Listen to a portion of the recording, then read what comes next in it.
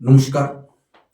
পশ্চিমবঙ্গ রাষ্ট্র বিশ্ববিদ্যালয় অর্থাৎ ওয়েস্ট বেঙ্গল স্টেট ইউনিভার্সিটির প্রথম সেমিস্টার ২০২৬ সালে যারা পরীক্ষা দেবে তাদের জন্য আজকের ভিডিওতে স্বাগত জানাই আমরা। স্বাগত জানাই এই কারণে, যারা প্রথম সেমিস্টারে বাংলা বিষয়টি মেজর হিসেবে তোমরা বেছে নিয়েছ, তাদের কাছে আজকের এই ভিডিওটি অত্যন্ত গুরুত্বপূর্ণ। কারণ এই বছরেই তোমরা ৩য় ব্যাচ যারা বাংলা মেজর হিসেবে তোমরা পরীক্ষা দেবে।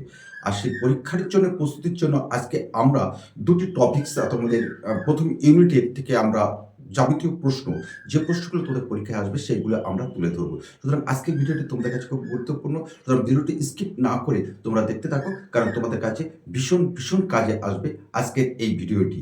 এবং কোন প্রশ্ন দুটি করলে একদম তোমাদের হুবহু কমন পাবে সেটি তোমরা আমরা আজকে ভিডিওতে আলোচনা করে দিচ্ছি, তোমরা দেখে থাকো।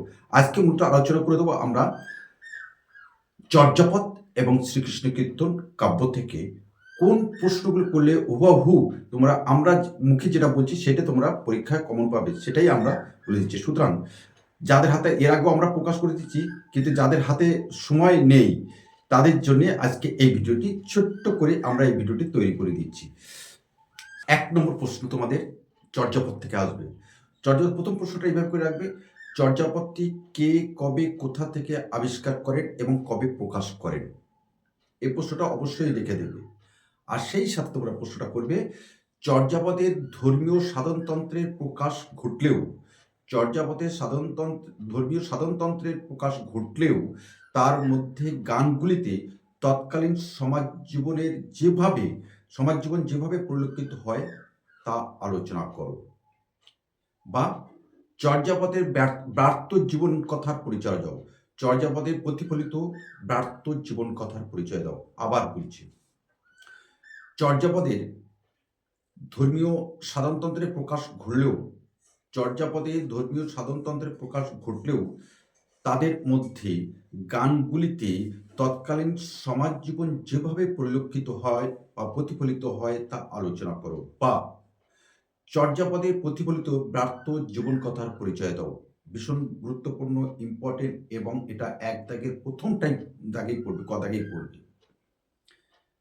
আর পাশাপাশি যে করে রাখবে টিকার জন্য, ৫ নম্বর টিকার জন্য, চর্যাপদের কাব্যমূল্য আলোচনা করো। এটাই ছিল চর্যাপদের সাজেশন। শ্রীকৃষ্ণ কীর্তন থেকে তোমাদের যে প্রশ্নটা ভীষণ গুরুত্বপূর্ণ।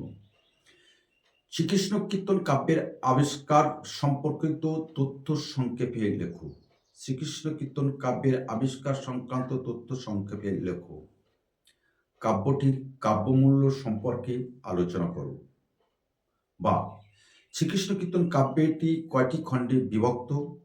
কাব্যের কাহিনী ও আঙ্গিক আলোচনা করো। ভীষণ ইম্পর্টেন্ট কিন্তু। লাস্ট যে প্রশ্নটা, শ্রীকৃষ্ণ কীর্তন কাব্যটি আগেই বলে দিয়েছি। শ্রীকৃষ্ণ কাব্যটি কোন সময়ে রচিত? এই পুঁথির মধ্যে যে চিরকুটে যে নামসূচক শব্দটি পাওয়া যায় সেটি কি?